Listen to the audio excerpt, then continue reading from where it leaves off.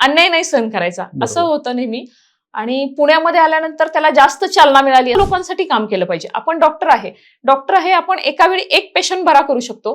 पण आपण जर प्रशासनात गेलो तर एकानं निर्णय घेतला तर तो लाखो लोकांचं भलं करू शकतो. 3rd इयर नंतर लगेचच लग्न झालं इंटर्नशिपमध्ये. बरं. आणि पण एक कुठेतरी असं सुप्त होतं की नाही, मला प्रशासनातच जायचंय. मनात असं ठरवलं की कुठलीच पोस्ट छोटी किंवा मोठी नसते, बरोबर. की आपल्या कुठल्याही पदाची गरिमा ही आपल्या काम करण्यामुळे वाढते. भलेही नाही पोस्ट मिळाली तरी चालेल, तुम्ही अभ्यास करताना अभ्यास कंटिन्यू ठेवा, कारण आपल्याला नॉलेज खूप मिळतं.